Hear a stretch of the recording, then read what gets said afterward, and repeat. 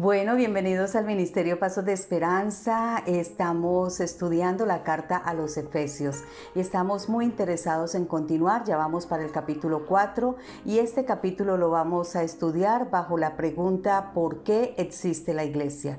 Y es que realmente la iglesia tiene un propósito, la iglesia tiene una función, la iglesia tiene unos ministerios y la iglesia es el cuerpo corporativo de Cristo a través de todos los hombres y mujeres cristianos alrededor del mundo. Entonces, a través de este cuerpo, Cristo se manifiesta en este tiempo y para esta hora. Por eso es tan importante entender para qué existimos, por qué estamos aquí. Y Efesios capítulo 4, el apóstol se toma este pasaje para explicarnos mucho más acerca de esto. Y podemos leer lo siguiente: por esto yo, que estoy preso por la causa del Señor, les ruego que se porten como deben hacerlo los que han sido llamados por Dios, como los fueron ustedes. Sean humildes, amables, tengan paciencia, sopórtense los unos con los otros, con amor, procuren mantenerse siempre unidos con la ayuda del Espíritu Santo y por medio de la paz que ya los une.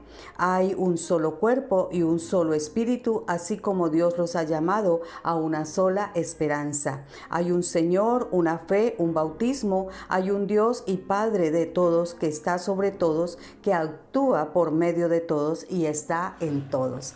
Entonces, bajo esta escritura vamos a estudiar para qué existe la iglesia.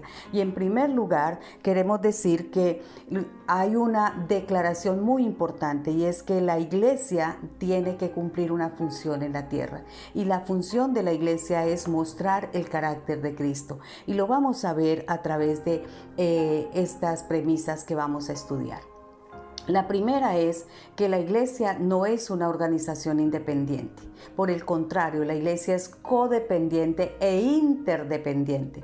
Codependiente porque debemos de depender 100% del Señor Jesucristo, e interdependiente porque necesitamos interactuar y vivir unidos los unos con los otros. Entonces, entendiendo esta verdad, podemos decir que la iglesia es un ejército al mando de un rey. Y un ejército que no obedece las leyes de su rey, entonces no es una fuerza guerrera.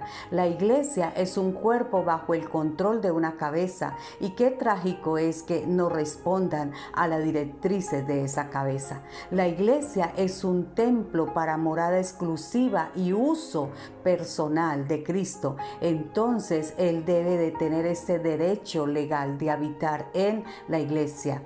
Por eso la Escritura nos dice: para que así andéis como es digno de la vocación con que fuisteis llamados. Entonces, en primer lugar, la iglesia no es una organización independiente. La iglesia es codependiente e interdependiente. Además, en segundo lugar, la iglesia cumple un propósito, y ese propósito es bien definido y claro.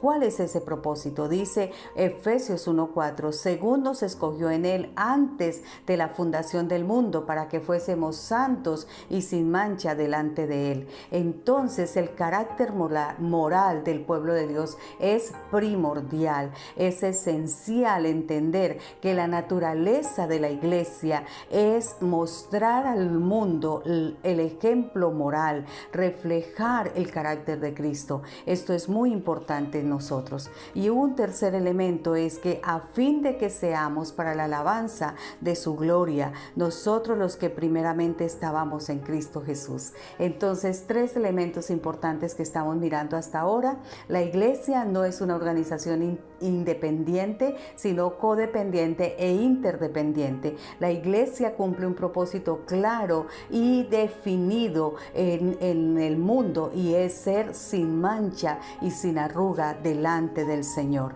La iglesia muestra el carácter de Cristo. La iglesia muestra la vida moral de Cristo en la tierra. Además, la iglesia fue constituida para la alabanza de la gloria de Dios. Con estos tres elementos quedamos en esta primera entrega, y continúe con nosotros, por favor.